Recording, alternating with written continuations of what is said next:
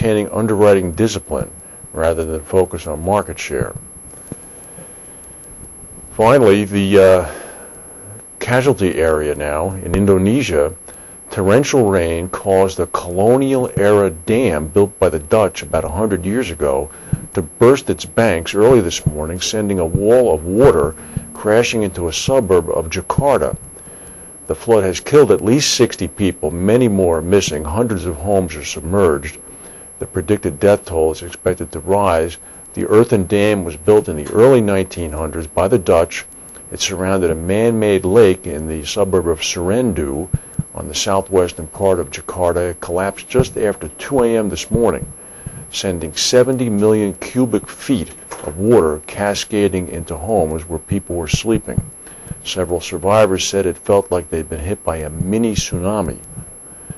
And talking about dams and floods, in Zambia, the country is experiencing above normal rains has caused water levels in Zambezi to rise to their highest level since 1969, a situation that could overwhelm the walls of this dam, the Kariba Dam, one of the world's largest. According to the National Emergency Coordinator, the level of water on Zambezi has hit the second ever highest level recorded.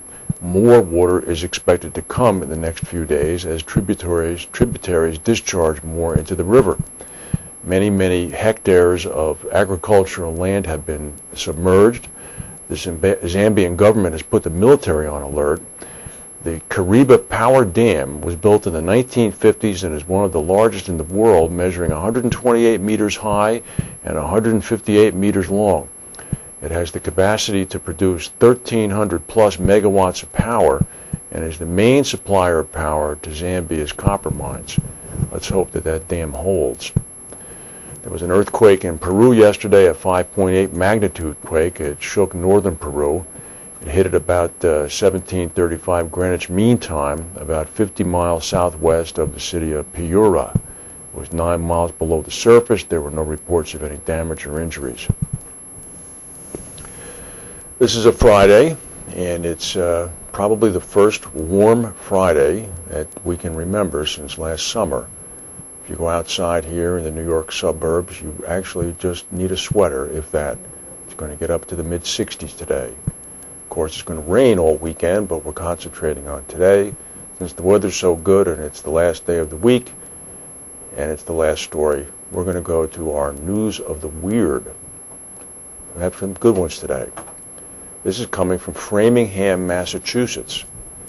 54-year-old Gedasio Costa was arrested last month and charged with kidnapping and beating his girlfriend following a 5-hour-long argument they were having.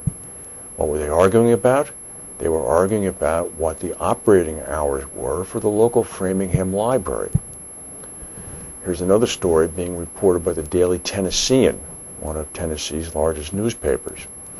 A Tennessee anesthesiologist, Visuvalingam Vilvarha, was arrested in February in Kentucky, the neighboring state, and charged with providing controlled substance prescription, in this case OxyContin and methadone, to as many as 350 people who were not his patients.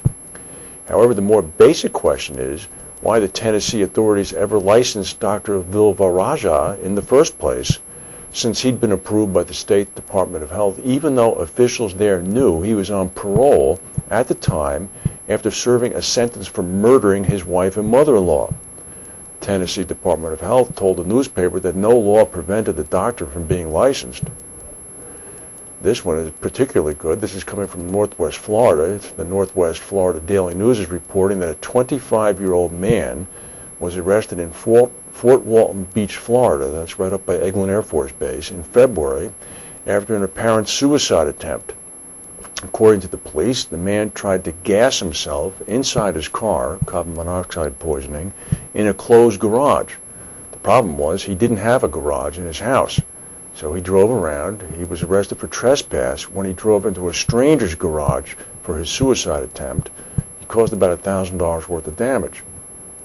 Talk about the liability concerns for that neighbor's property.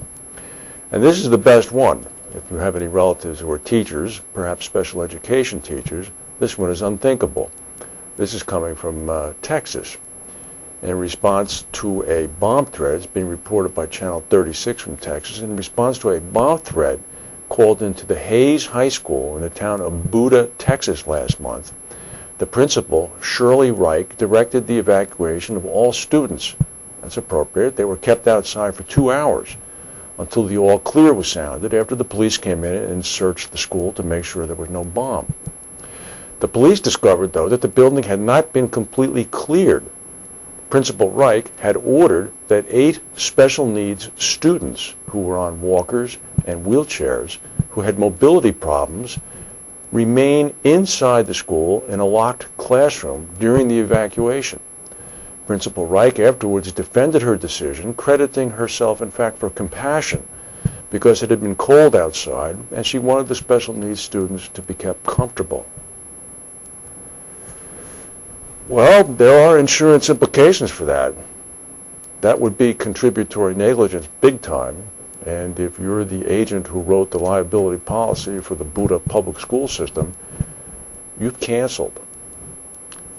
Stock market continues to be choppy. It's down about 100 points. I predict it will go up once the consumer sentiment survey sinks in. President Obama made some announcements earlier today about Afghanistan. We're going to keep away from the main international news until or if it affects insurance coverage or claims. In the meantime, now over the weekend, Britain springs ahead, so you'll pick up your hour again, and we'll be speaking to you on Monday at 4:30 p.m. British Summer Time on Monday. In the meantime, have a good weekend, and thank you for watching.